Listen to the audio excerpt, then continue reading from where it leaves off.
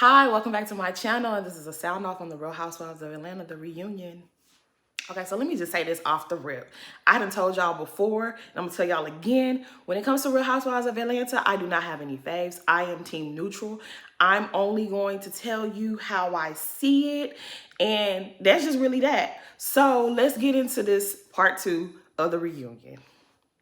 Okay, so the episode picks up where we left off with Marlo explaining her background and her childhood and foster care and how sometimes the things that the women say to her, it affects her. Like when they constantly call her a prostitute and a whore, how that makes her feel.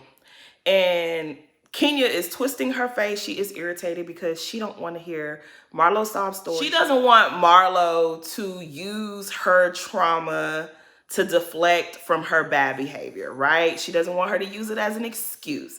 And I totally get that. I know firsthand what it means for someone to use their trauma as a get out of jail free card when they harm you. I know how that feels. So I would never, ever, ever, ever tell Kenya or Candy or anyone, to excuse Marlo's behavior because of what Marlo went through. Okay, this is the thing. Marlo has been on our screens for a very long time, for 10 years, right? And like I said, I didn't even used to look at Marlo as a real human. And I know that's fucked up to say, but I really didn't see her as that. She was like a character to me. She was the girl that came in and said something crazy and then she was off the screen. Like she throw her little 2 cents in, she start a fire, cause a problem between the girls, and then she backs up out of it. So I know she said little tidbits here and there over the years, but I really didn't pay attention to Marlo like that. I gotta be honest, right? We have to remember this is Marlo's real introduction to the viewers. We don't really know that much about Marlo. We know she likes fashions. We know that there are rumors about her sleeping with old men for money. But we really don't know Marlo. And I feel like Marlo said way more at the reunion than she even said about herself throughout the season. And I think Marlo deserves the opportunity to introduce herself and say, this is me. This is what I've gone through. This is what comes with knowing me. Is it right for her to beat up on people and say, oh my God, y'all can't hold it against me because I'm a foster child? Absolutely not. Absolutely not. We already know, we have learned that Marlo is a fucked up individual. She has gone through some things that has made her a very complex human being. So to say like, oh, that's an excuse, I don't think it's an excuse. I don't think it's an excuse. But it does give some clarity. It does make us understand why she is a little fucked up. It does. So Kenya points out the fact that Marlo had just given this speech about how she's had issues with men and like she has problems with intimacy and being sexual because of what she's gone through and her trauma. But in the same breath, she will talk about Candy's coochie not being the best and that's why she can't keep a man. And that made sense. But again, we're learning why Marlo is a fucked up individual. So I'm sorry, and I'm not trying to give Marlo a pass, but if she's a fucked up individual, I'm not surprised she would say something as fucked up like that about Candy. I'm just really not. Another thing with Marlo, I've learned that Marlo just talks shit. But the thing is, all of y'all do that. Every single one of y'all sitting on that cast, with the exception of Sonya, has said something outlandish. Y'all all have. So even when she said that, Candy kind of looked at her and was like, yes. But you know what? I noticed Candy didn't say anything because guess what? Candy already knows she got her lick back. She was on Speak On It and she more than got her lick back in for that whole comment. Her and that DJ, what's his name? DJ A1. They wore Marlo out talking about her cooch. So you ain't really need to you ain't need to defend Kenya. And maybe you weren't defending her, maybe you were just making a point. So Andy brings up Marlo's break-in and they show a little footage from her Ring camera and yeah, that shit looks scary as fuck. Like it looked like they got the door open and Marlo explains how she heard her youngest nephew scream and she went into protective mama bear mode and she cussed the robbers out and whatever she said, it scared them enough for them to get the hell up out of her property. And thank God for that, because shoot, Atlanta been on fire. These last few years, some things have gone down in Atlanta. So I'm glad the boy's okay. I'm glad Marlo's okay. But of course, Andy brings up Kenya's text about the situation where pretty much she alluded to Marlo being fake. She said that Marlo withheld information that could have kept them safe, and he wanted to know what she meant by it. Now, Kenya, I said it, I think in an earlier video, that Kenya, you was out of order for that. Even if you felt like it wasn't real or it wasn't that serious, you could have kept that to yourself because you weren't there. You don't know what happened. I guess Kenya, she brings up that Drew had a similar scare and Candy had her situation while they were filming, even though Candy's situation was different. It wasn't okay, but it was different. And I guess Kenya might have felt as though they were being targeted because of the show. But the thing about it is, it's Atlanta, and every other person is a celebrity or a pseudo-celebrity. They just are. It's a lot of people in Atlanta with money. So I don't think they were being targeted because of the show. I just think where she was, her area was being targeted. And I don't know that Marlo could have provided any information to help keep the rest of y'all safe. I just don't. Drew don't even live near y'all. Doesn't Drew live in Duluth? Atlanta been a mess though. Atlanta been a mess. Houston been a mess too. A lot of the big cities have been a mess. In the last 3 to 4 years, shit been going down. So I don't see how it's Marlo's responsibility to keep everyone safe. I just don't see how that's Marlo's responsibility. Yeah, but Kenya, I think you was wrong for that, because God forbid, but had it been you, and then Marlo went on Twitter and said, oh, you're fake and you didn't share details with us, you wouldn't have taken it well. You would have said she was a nasty human being and she's a sociopath. You would have called her every name under the book for making that same type of, if she had done the same to you. They kind of just glossed over it, but Kenya, you was dead ass wrong for that shit, girl. You was wrong.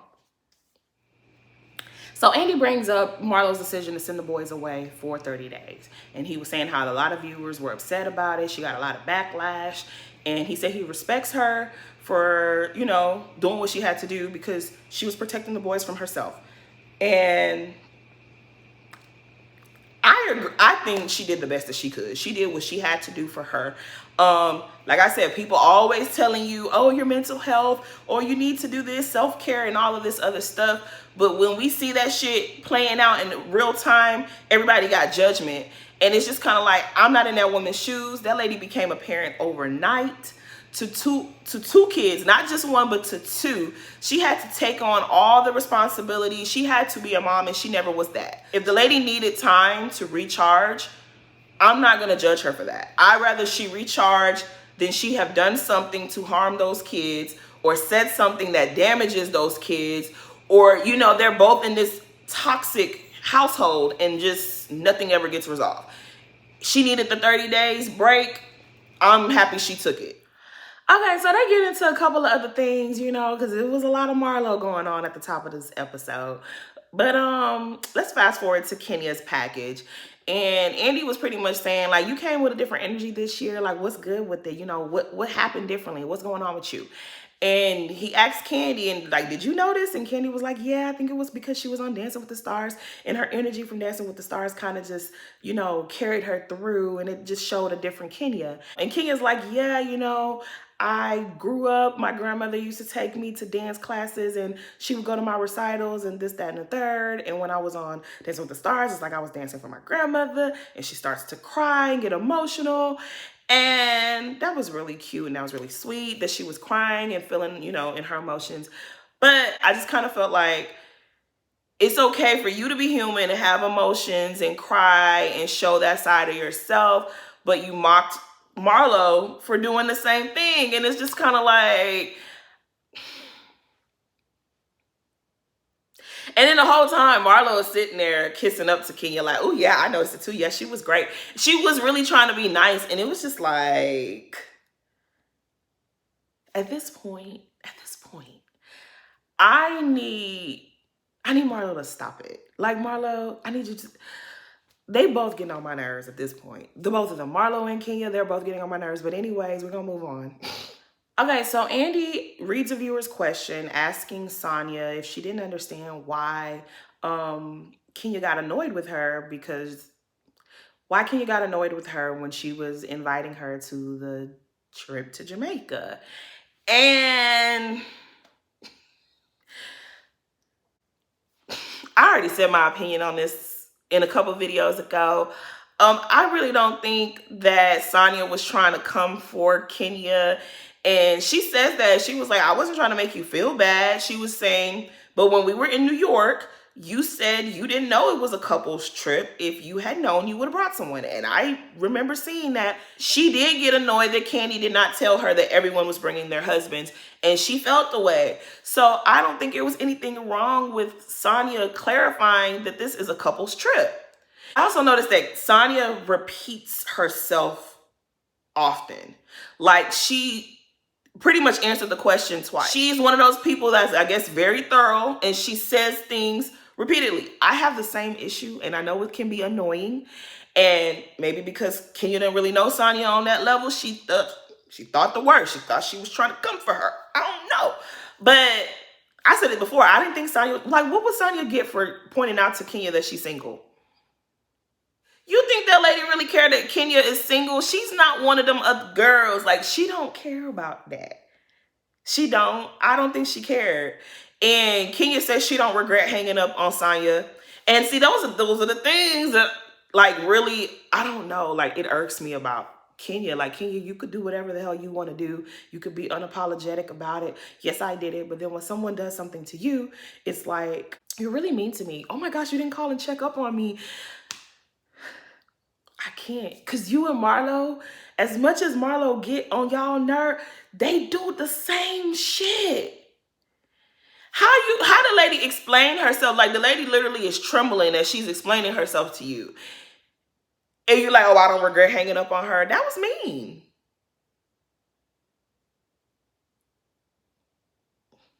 But I guess. Kenya shares a little anecdotes about how she hung up the phone on her grandmother once upon a time, and her grandmother proceeded to hang the phone up and came and whipped her ass, right? And so Andy was like, well, dang, what if Sonya had done that? And everybody's like, ha, ha, ha, ha, ha, ha. And I was just like, all y'all hoes y'all some fake ass bitches, because that wasn't funny. It wasn't funny. Like, I don't think that's funny. Especially since, Kenya, you've been assaulted on the show before. That was funny to you. Like, Drew was like, Candy too. That was just like, I guess. Andy asked them, like, y'all really was that pressed about missing the iFit taping? And Sheree and Kenya are like, yes, we were. We really didn't want to go. He said, y'all really wanted to go to that? And they're like, yes. And I'm like, y'all are full of shit. Especially you, Sheree. Because Sheree, you missed it twice. You, girl, bye. Bye. Y'all needed drama, so y'all cooked that up, and it ain't quite go over the way maybe y'all thought it was gonna go over. But y'all both full of shit. Both of y'all. Like, y'all went on the boat, and y'all had a good time on the boat. On the catamaran, right? Why they throw in the who gonna check me scene? Who gonna check me, boo? Y'all know that's one of my favorite clips from Real Housewives of Atlanta. That is the scene that made me love me some Sheree. And I'll be forgiving her for all her BS because I love that fucking scene. Like, that would have been me. Can you imagine the nerve of that dude? The way he was talking to Sheree. Sheree was like, I wish the F you would. She was like, eat me, darling. That is one of my favorite scenes. Okay, but anyway.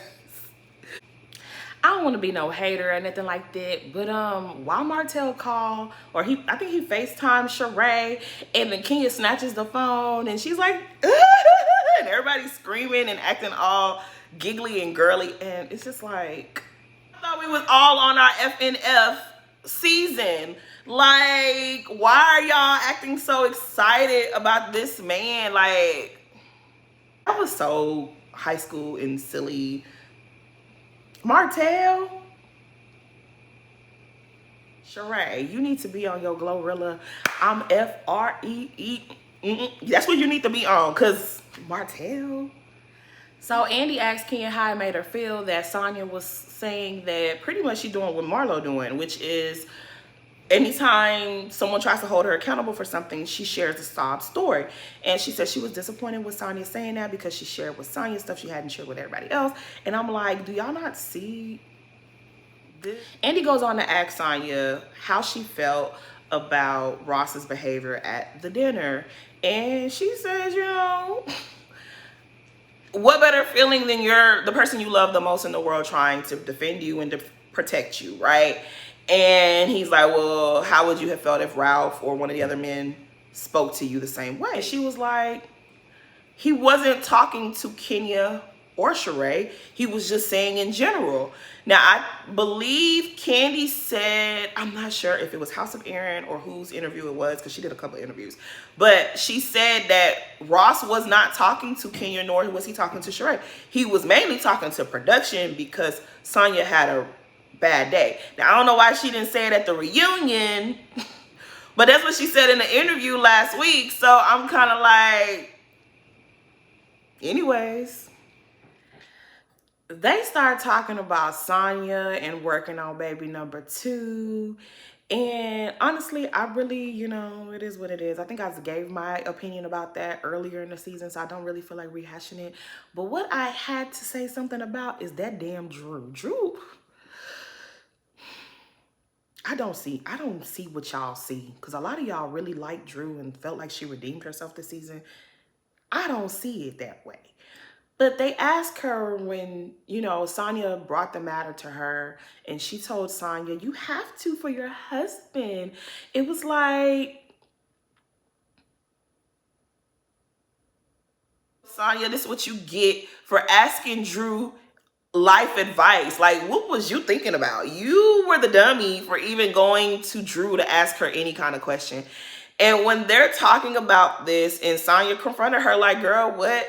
And she was like, well, you went on Watch What Happens Live and you doubled down on what you said. Because I think she said something like, she didn't give me the full facts. Did she have a medical issue so that I can give her proper advice? And again, I want to really drag Drew and be like, girl, ain't nobody going to you for advice. But Sonya, your dumb ass went to her for advice. And I really feel like she only really went to you for advice because she wanted camera time. And maybe she thought you was she gave you more credit than what she should have given you. And she was like, oh, I'm going to talk to her and she going to be on my side. And you weren't. But that's on you, Sonya. You should have never asked that girl nothing about like your real life matters to, you wanted to talk about it to Drew. Yeah, I don't know. I don't know what to tell you, Sonya. You were stupid for that. That was really stupid. Because Drew sound like a fucking... She sound like them white men in Congress and them senators that's trying to rip women of their... Like, girl, go... I guess. I don't know. I can't take Drew. I cannot take Drew. And Drew likes to sit up there and be like, girl, I don't know what to tell you. Like... You did that to yourself, Sonya, because I don't know why the hell you went to her. Okay, so they roll a package of Marlo and Kenya's, all their little spicy moments this season. And Andy asks Marlo, can she pinpoint where things went wrong? Because he knows that where things went wrong for Kenya is when season 9, when they were at the camp thing, when they were sitting at the campfire, and Marlo said, if a person's mother don't want to have nothing to do with them, you know. Y'all remember it. Y'all saw that shit. And Marlo really can't pinpoint. Marlo says, you know, she's always been dismissive of me. And you know, those are triggers for Marlo. You being dismissive towards her, rejecting her, it sets her off, right? And like I said before, that is not Kenya's issue. But I really think with Kenya, not Kenya, I really think with Marlo, where it went wrong was that very first episode. They showed it in the clip, right? Where Marlo was being real girly and she was expressing herself and she was like, yeah, I've been on a couple of dates with this one guy, but I don't really know what he do for a living. Like, I like him. We done hung out, but I don't really know him like that. And then what does Candy do? Candy does that jab where she says, oh, well, we really don't know what you do. And what we've learned is that when y'all ask her about her money, how she makes her money, that's a trigger for Marlo. That's her other trigger, is when y'all ask her about her money, because she feels as though you're implying that she's a prostitute, that she sells, that she, whatever. And I think that's where it started. I think when Marlo came into the season, she was pleasant. She was open. She was being a girl's girl. I really enjoyed watching Kenya, Marlo, and Sheree interact at the top of the season. But I think that's where things went left. When she was like, well, I dated a billionaire. And before she can finish her thought, they all jumped on her and was making fun of her. And it felt like some mean girl shit. Y'all was laughing at her. And it's like, well, if you want to know, you asking something that's not your business. Whatever the answer is, that's what the answer is. If you're not satisfied with the answer, don't ask her business. And I felt like that was mean. I feel like that's where it started. And I think where it got really bad was Marlo's event. When y'all got to the event and y'all were like, oh, there's no runway. Oh, there's no this. Oh, there's food, but there's this. Oh, she's late. Where's that? Why isn't it a fashion now? Why are your prices like that? Who's going to pay that? Is this business going to make any money? Y'all start picking her apart, and Marlo felt attacked. And I think she held that in. And y'all know how stuff happens when people do things to you and you don't say nothing. It starts to layer up. It starts to build up. It starts to build up until you freaking explode. And I feel like that's what happened with Marlo, in my opinion. From me being a viewer, because I don't know none of these people, I wasn't there. But I feel like that's where things went left. And of course, Kenya got the brunt of it because she already had issues with Kenya. And that's not fair. But I definitely feel like Kenya's very dismissive towards Marlo. Anytime Marlo tries to explain, like, hey, when you do this, it hurts me, she's like, girl, bye. Or she laughs at it, or please, or you're fake, or you're not telling the truth, or you're contradicting yourself. So it's kind of like, y'all ain't never gonna make it. Y'all ain't never going to get past anything, because it's always that. It's a continuous cycle. And it's just like, at the point where I'm at with these two people, I'm over it. I'm really over it. Because I promise you, y'all act the same. Y'all really do. Like, Kenya, you've done things. A lot of the things that you are mad at Marlo for doing, you've also done. You just got a different delivery. You have a different style. But you do the same shit. Somebody does something to you and you take it to hell. You do something to Marlo and Marlo takes it to hell. Y'all the same way. Y'all really are. And it's just like, what Marlo's doing that's going to really piss me off is that she won't let it go, and she won't respect the boundaries.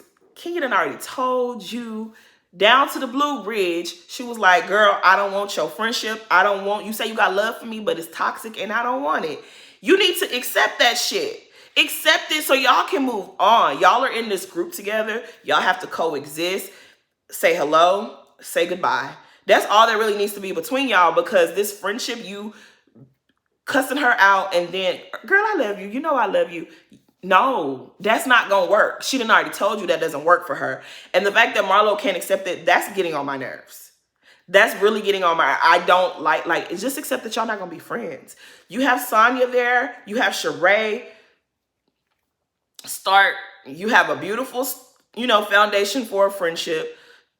See where it takes you. But as far as Candy and Kenya, it's not going to happen. It's not going to happen. And it's just like, stop being Charlotte. Stop being like that. It's not going to happen. Like, I don't know if y'all caught it. But there was a point where Marlo was like, the only time she ever forgives me is when she wanted information and she cut herself off. And I think she was about to mention Nene. And she caught herself and was like, oh, I can't talk about that. So she switched it to Portia. And she was like, the only time she wanted to forgive me was because she wanted me not to be friends with Portia. But I think she really was about to talk about Nene and that whole situation back in, what was that, season 6? I know for sure that's where she was going. I'm almost 100% certain that that's where she was going. But she caught herself like, oh, I can't bring up Nene. So she switched it to Portia. And Kenya's like, you didn't want to be Portia's friend either. But yeah, I don't think it was that she didn't want to be Portia's friend. I think it was more so of she felt like Portia is supposed to tell her business. Like, oh, Portia, why you didn't tell me what you did? And she felt rejected by Portia, which Portia don't owe you her personal business. Like, what she do with her pocketbook is not nobody else's business but hers. So when she felt slighted by Portia, she took it as a personal attack. It was like, well, fuck you, Portia. And she went off the deep end and she went over there trying to be cool with Kenya. Although she was already trying to be cool with Kenya before the situation with Portia happened, but I feel like that gave her a little boost. Like, it made her, you know, lit a fire under her. Like, oh, I better go over here and be friends with Kenya. But I don't think for a second that she wanted to end her friendship with Portia. She was mad at Portia. And I do think that, yeah, I didn't like how she handled the situation with Portia. I know a lot of people was like, yes, you know, they was here for it. See, this is why I don't like ugly. Y'all really wanted Portia to come back this season so that Marlo and Kenya could tag team her. And look what happened. Now, people want Portia to come back so that Portia and Kenya can tag team Marlo. Y'all ain't right. This is a mess. At some point, Kenya throws in there that Marlo's real name is not Marlo. It is Latoya Hutchinson. And we seen that, I think, in the trailer for the reunion. So everybody had changed their Twitter handle to Latoya Hutchinson. But Marlo produced her birth certificate because they added it onto the episode. And it definitely says Marlo Patrice Hampton. So, I mean, I don't know. See, and Kenya, she told on herself. Kenya, she told on herself and she told on Candy. Because somewhere in there, she was like, yeah, I heard all about you, Latoya, from Alex. And I'm like, Alex? Which Alex? But, like, girl, so you be doing preparations for these reunions, too. And that's why I keep saying Kenya and Marlo, to me, they very similar. They got different delivery, but they the same type of bitches. Because Kenya's like, oh, you're obsessed with me. You can't stop talking about me. You done went and Googled and found out this girl's allegedly her real name. That's not even her real name. You do the same shit she does. It's the same way when she said you was driving Lisa Ray's car. Marlo, why do you even know that bit of false information? Y'all do the same shit. Y'all do the same shit to each other. And at this point, I just don't care. I just want Marlo, though. I really want Marlo to stop. You can't be you can't be mean to a person. You can't go for their jugular and then think you can bombard them with sorry. That makes my stomach turn. Like, I don't like people that's like that. Like, accept the fact that y'all have gone too far and she don't want your friendship. Accept it and move on. Let it go.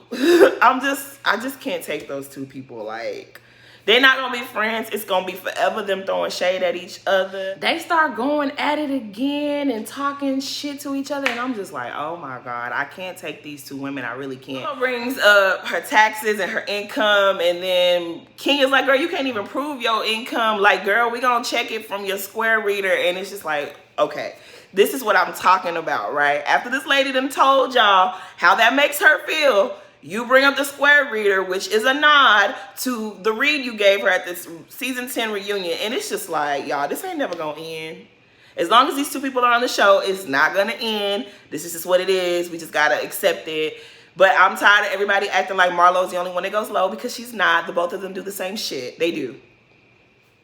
So they rolled a clip about Anthony, the assistant, and we all know that this is the messy dude that was on Basketball Wives to start all that drama between Jackie and Malaysia. And it turns out he was good friends with Kristen. Malaysia, your good cousin, right? Okay, whatever. Anywho, I don't watch that show anymore, so let me shut up. But this is the thing with Drew. Drew, you fake as hell. Drew claims that when Anthony gave her this information, she was very uncomfortable. That's why she called Candy and was like, girl, what do I do? What do I do? Are you not a grown-ass woman? Why do you need to call Candy and say, what do I do on camera? You weren't damn uncomfortable with the information. You wanted to be messy. You wanted to get the season going. You wanted to start some shit and just own it. Because if you hadn't even met Sheree at the point where Anthony told you that, first of all, there was nothing for you to report back. You heard a rumor, treated like you hear everybody else's rumors that you've heard that you probably don't speak on, treated the same way. Like the way that she's just messy as hell. She was lying in my opinion. I think she was freaking lying. And then why would someone who's supposed to be your assistant come and feed you this information about one of your coworkers and you said, "Oh, I'm going to keep you as an assistant"? But you're surprised now when you find out that he been talking shit about you to that same person he was talking about to you. Like the moment she would have said that shit, it would have been up for Anthony. And then she brings this recording of Anthony talking to Ralph. And I'm just like, and he says he didn't do it. It don't even matter. At that point, I wouldn't believe nothing he has to say, because why is he texting picture of Ralph and Dennis in the club to Sheree? That's all the proof I need right there to know that Anthony is not somebody who is trustworthy. He's not credible. I'm not listening to nothing he has to say. But Drew and Ralph, y'all brought this on y'allself, because the moment he told y'all stuff about Sheree, you should have been like, I don't know about this. If you gonna talk about Sheree to me, what you saying about me to other people? How do you as adults not get that? I'm confused. I'm really confused. I don't get, like, and then you want to Drew love recording people's phone conversations. Like, I guess it's legal in Georgia. Y'all, because she did that same shit last season to the Prophet, didn't she? Her other assistant and her were recording the phone conversations with the Prophet about LaToya. Drew, you something else. I know y'all got all the smoke in the world from Marlo, but it's that Drew that I don't like. I can't stand her. Like, she is so whack to me. I don't like her. But anywho, but yeah, after Drew played her little recording of Anthony, and you know, she played the part where she wanted us to hear. She said her phone was about to die. Girl, why your phone about to die? You ain't been, girl, bye. Anyways, so Sheree don't even ask for no permission. She just FaceTimes Anthony. Hey, Anthony. Hey, beautiful. See, Drew didn't want that. Drew, you should have just kept your recording for yourself, because Andy had already told Sheree, we're not calling him, but since you want to lie, since you want to have antics, Sheree called him up and he embarrassed you. He embarrassed you. He said that she just needed a storyline. He said he don't remember saying if Ralph was gay, but you said that shit, because why was you sending that girl pictures of Ralph in the club? You said that shit. You said that shit because the internet was already saying it, and you just repeated what you heard, right? I'm sure. But he said Drew needed a storyline. And that's what you get, Drew. That's what you get. You was playing with a serpent and you just got bit twice. That's pretty much what happened in this episode. It's going to continue into part 3. And hopefully part 3 is a little bit better. I mean, it wasn't bad, but it was just like, I just really hope that, I don't know, I'm ready to hear. I hope that it shows that Andy hangs up the phone on him. I wish he could spill some more tea on Drew, because Drew, you looked a fool. Like, you really thought that this was somebody that you could trust? This is someone you had in your home, around your husband, around your kids? A gossip?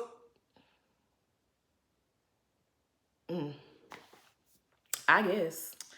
Anyways, that's my sound off. Please like, comment, and subscribe. Thanks for watching.